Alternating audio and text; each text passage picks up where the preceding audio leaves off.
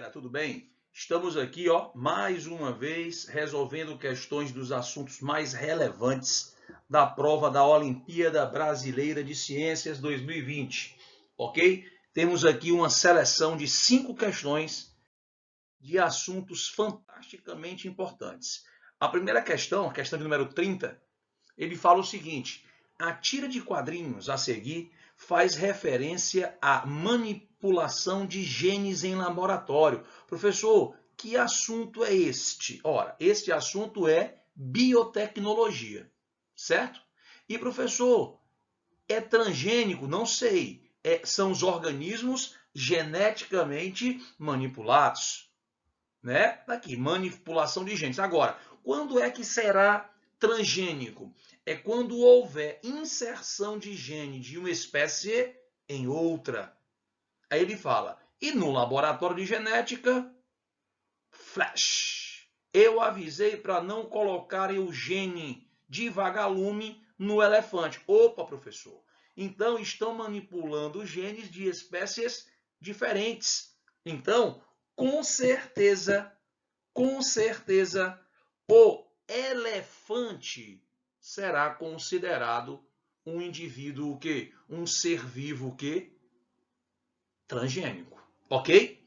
Então, professor, se esse tipo de experimento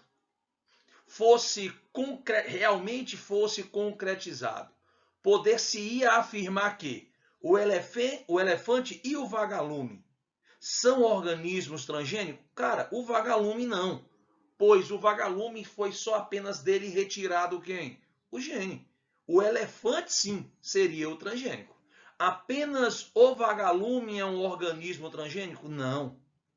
Aí ele bota uma sequência de RNA do vagalume foi transferida para as células do elefante. Opa, galera, gene, falou em gene, você tem que lembrar exatamente de quem? De um segmento útil de DNA. Um segmento de DNA codificante. Professor, e a alternativa C? Está errada, porque não seria o quê? Não seria RNA.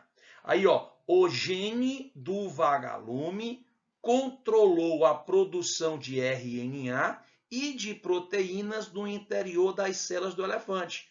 Opa, professor, me explica melhor isso. Pegaram o DNA do vagalume, que é o gene, este gene sintetizou RNA e esse RNA sintetizou o quê? Proteínas que geraram essa produção de luz, normalmente luciferina e luciferase, que é o responsável pela bioluminescência. Então, professor, o senhor está dizendo, então, que nós estamos, né, nesse item, ele está exatamente expondo o correto. Ele está literalmente expondo o que realmente acontece. Pronto. Uma sequência de DNA do elefante sofreu mutação devido à introdução do gene do vagalume. Não, não podemos pensar assim. Por quê, professor? Mas seria possível? Cara, sim. Mas a gente sabe que mutação,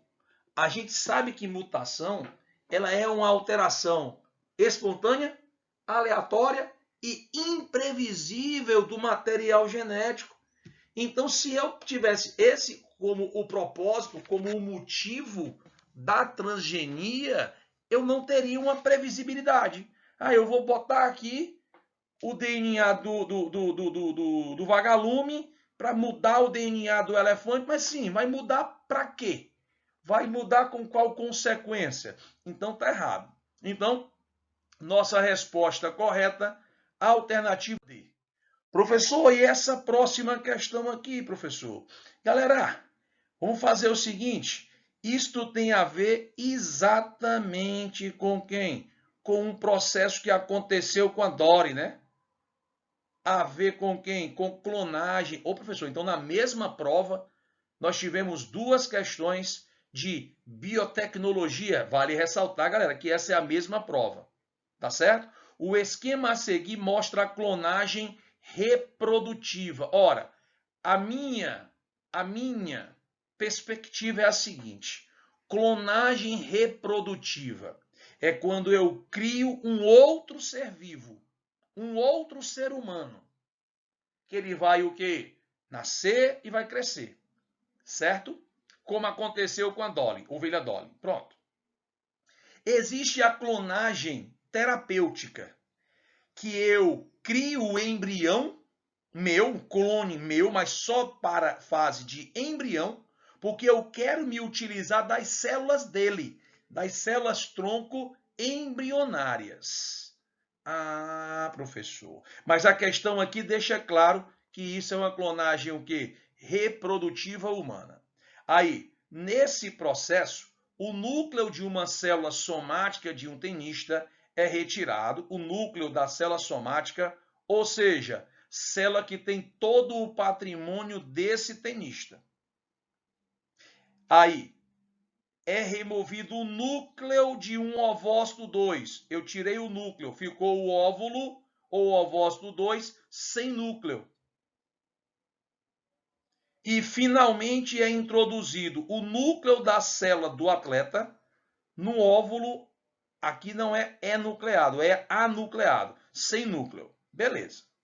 Essa nova célula 4, ou seja, imita o zigoto, a célula ovo ou zigoto, mas um detalhe, tem todo um patrimônio genético de quem? Do tenista. E a ideia é o quê? Criar um outro tenista. Pronto.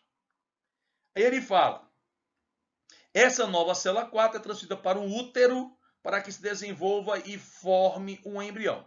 O embrião se desenvolverá e o adulto 5 terá praticamente as mesmas características fenotípicas do indivíduo que doou o núcleo, ou seja, o tenista. Uma vez que o fenótipo é resultado do genótipo, DNA, mais as influências do ambiente. Beleza.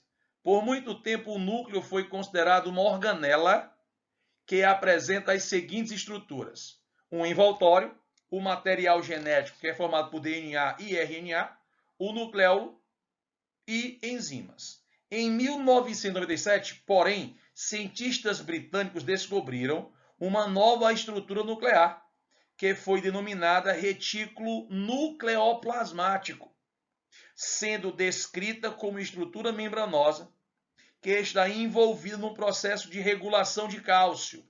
Lindo, lindo, lindo. Ele está te dando uma nova informação.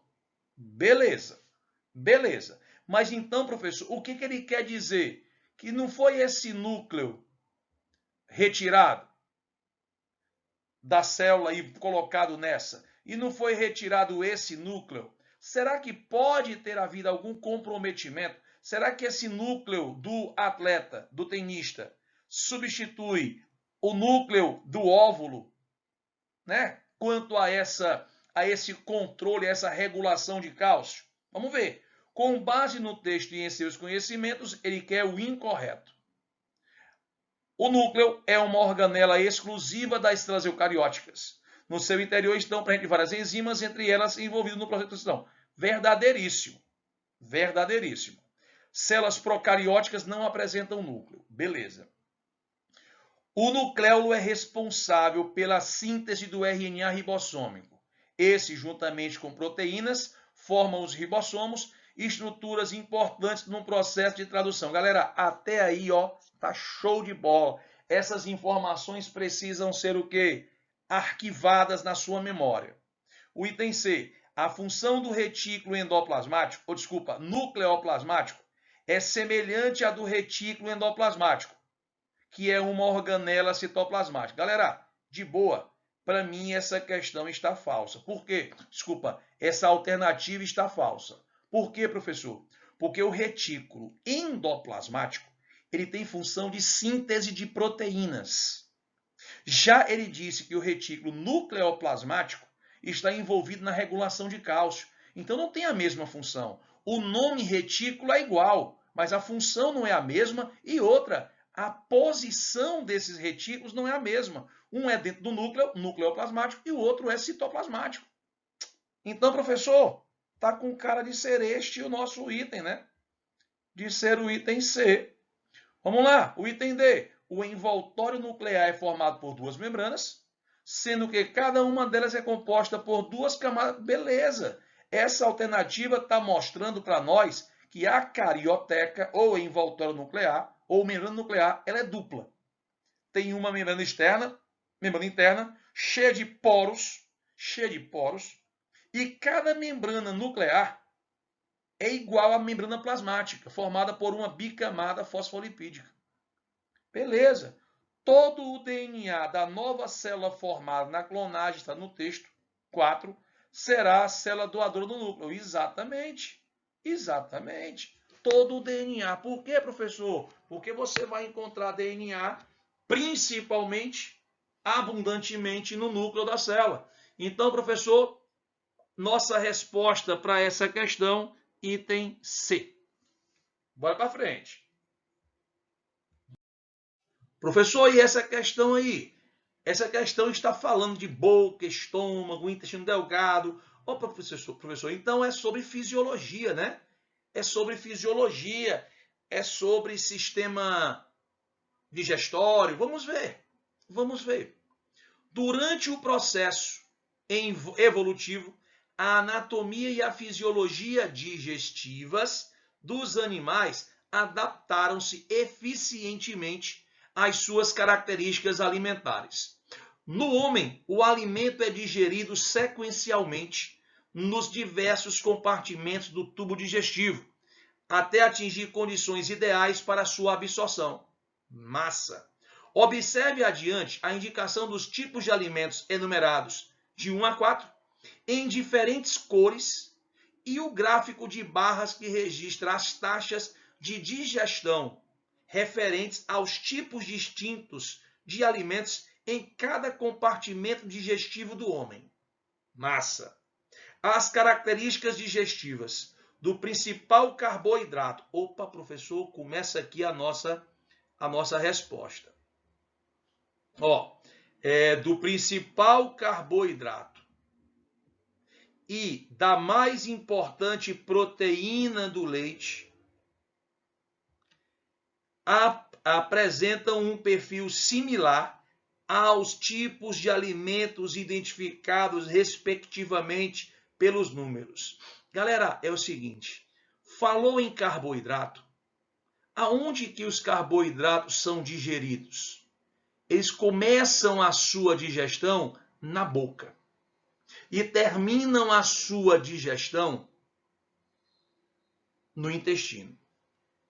Beleza? Já proteína começa a sua digestão no estômago e termina no intestino. Ah, então, professor, ficou fácil. Ficou fácil. Então, o alimento 3, ele começa a ser digerido aonde? Na boca. Pronto. Então, esse 3 será exatamente quem? O carboidrato. Pronto. Ele não fala em proteína. Proteína será digerida aonde? No estômago. Eficientemente digerida? Não sei se é eficiente, mas o 2 está sendo muito mais eficiente do que o 3 e o 4. Então, professor, o 2 seria a proteína. E perceba que a sua digestão continua acontecendo aonde? No intestino. Então, a gente vai marcar exatamente 3 e 2. A alternativa C seria essa. Mariano, essa questão não é fácil, não. É assim, ela é fácil, mas você teria que ter duas situações. Essas informações de onde cada tipo de alimento é digerido, e você também teria que fazer a análise desse gráfico, né? Desse gráfico de barras, beleza? Também resposta correta, alternativa. Vamos para a quarta questão. Professor, essa quarta questão, ela se refere a quê, professor? Ora, ela se refere a exatamente os níveis de organização da biologia. é uma questão, galera, relativamente fácil. Ele fala em átomo, moléculas, aí já fala em orgânulos ou organela citoplasmática, célula, tecido, órgão, sistema, organismo. Aí, organismos da mesma espécie formam a população, já que vivem numa mesma área. Várias populações vivendo na mesma área, eu chamo de comunidade. Essa comunidade interagindo com fatores abióticos, eu vou chamar de ecossistema. E todos os ecossistemas formam quem? A biosfera. Ele está usando aqui o Brasil Central, no caso o Cerrado brasileiro, tá? Que é o lobo-guará, Mata Atlântica e Cerrado brasileiro. Você tem realmente o quê? Você tem realmente uma organização, né, em níveis dos seres vivos. Beleza? Aí ele bota, tendo em vista os diferentes níveis de organização biológica, considere as seguintes preposições. Beleza, professor? Bora lá. Nos ecossistemas encontram-se 3 tipos de organismos. Opa, professor, ele já está dividindo aqui a comunidade, né, naqueles níveis tróficos. Nível trófico de produtor, consumidores e decompositores. O lobo-guará exemplificaria um decompositor, galera. Decompositor, galera, é fungo e bactéria. Então, este já estaria o quê? Falso. Professor, o lobo-guará seria um consumidor, um carnívoro. O que é um carnívoro? É aquele consumidor que se alimenta de outros consumidores. Beleza. Aí o 2. A organela representada no esquema é uma mitocôndria, onde ocorre a respiração. Uma importante etapa desse projeto é a glicólise, fase em que a glicose é convertida em ácido pirúvico. Beleza, show! Agora, galera, me diz uma coisa, eu sei que a glicólise ela não acontece no interior da mitocôndria. E essa alternativa, essa afirmação, essa preposição, ela não está dizendo isso. Ela não está dizendo isso. Claro que você olhando para cá, você consegue ver a silhueta realmente de uma mitocôndria, que a mitocôndria é onde ocorre a respiração, mas, porém, entretanto, 2/3 dessa respiração. 1/3 que é a glicólise acontece fora da mitocôndria. 2/3 acontece dentro da mitocôndria. Cara, eu vou considerar esta proposição 2 como verdadeira. Tá certo? Aí, os ossos do lobo-guará e dos outros animais estão sujeitos a contínuas alterações bioquímicas e estruturais. Entre os fatores que interferem nessas alterações estão a nutrição e a ação hormonal. Você concorda com isso, galera? Você concorda com isso? Professor, galera, deixa eu te falar um negócio. Você com certeza já ouviu falar em osteoporose. A osteoporose é uma alteração bioquímica e que gera uma alteração que? Estrutural. Por um problema hormonal, você tem o quê? A perda de cálcio no osso. Ah, é mesmo. Então, professor, a gente vai considerar essa proposição como verdadeira. Então, nossa resposta correta será a alternativa D. Beleza? Pura?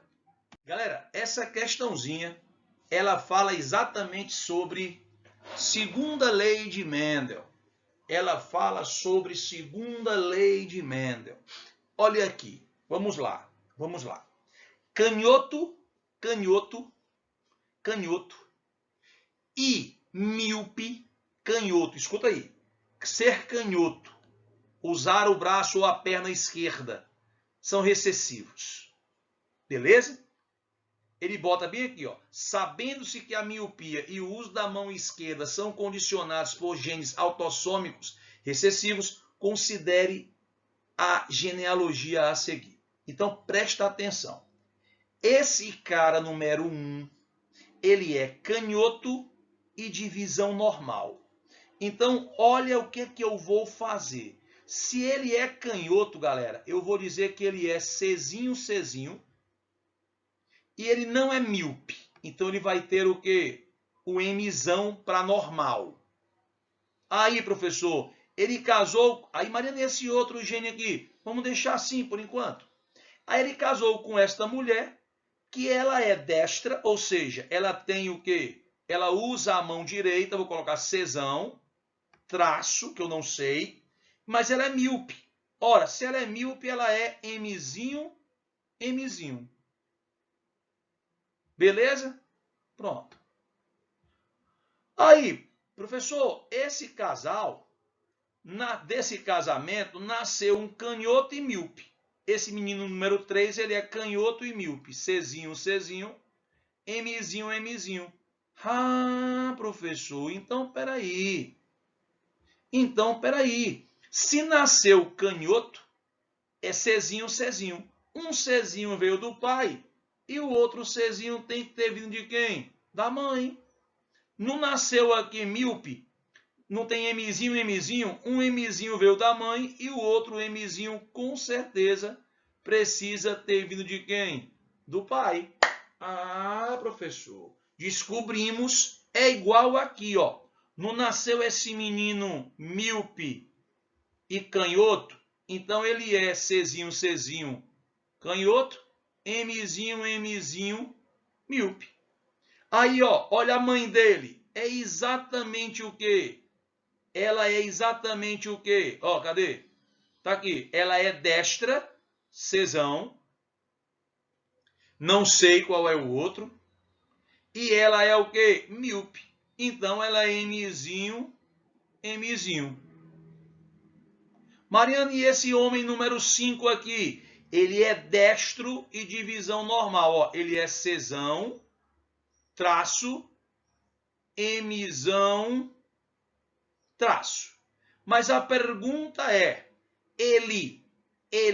esse casal, não teve um filho Czinho, Czinho? Então, galera, um Czinho veio de quem? Do pai.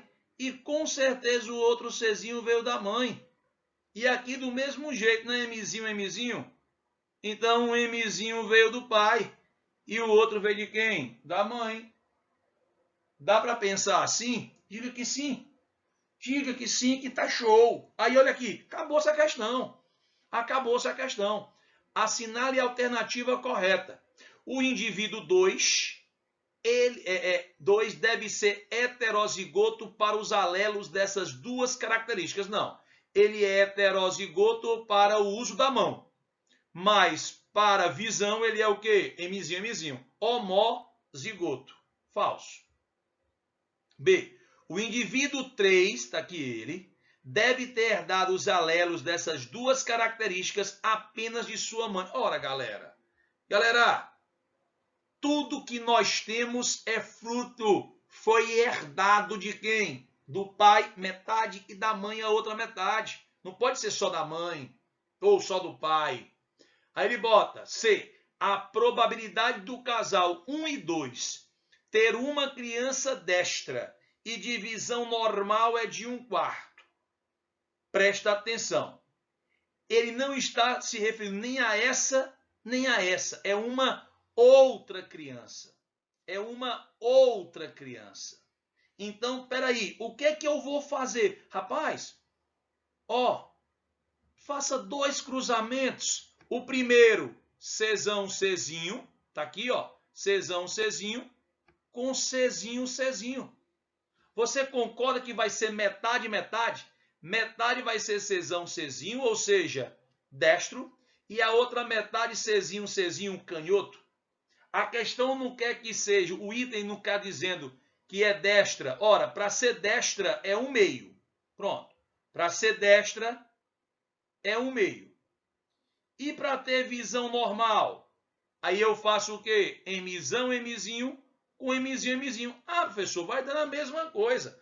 Para nascer visão normal tem que ter pelo menos um Mzão. Vai ser exatamente outro 1 meio. Ah, professor. Então, essa alternativa estará o quê? Correta. Mas vamos ver o item D. Todos os descendentes de pai míope e canhoto, todos os descendentes de um pai míope e canhoto possuem essas características. Galera, vai ou não vai depender da mãe?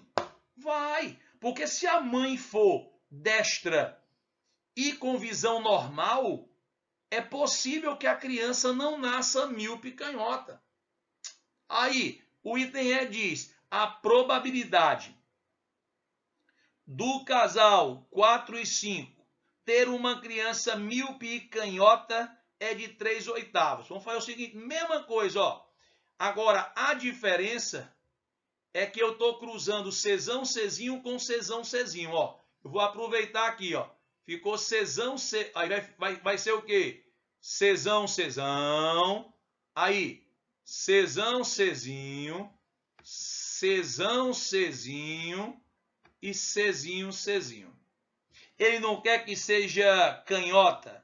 Então, ser canhota é o quê? 1/4. Para ser canhota é 1/4. Beleza. E para ser míope, aí eu faço outro cruzamento. Esse com esse. Aí vai ser Mzão, Mzinho com Mzinho, Mzinho. Para nascer Mzinho, Mzinho é 1 meio. Pronto, a gente já fez 1 meio. Ah, professor, mas então não são 3/8. É 1/8. Beleza? 4 vezes 2, 8. Então, a alternativa E está o quê, hein? Errada. Resposta correta, a alternativa C. Beleza? Galera, espero que tenham gostado e até a próxima com mais questões e com mais dicas. Valeu, galera. Bons estudos.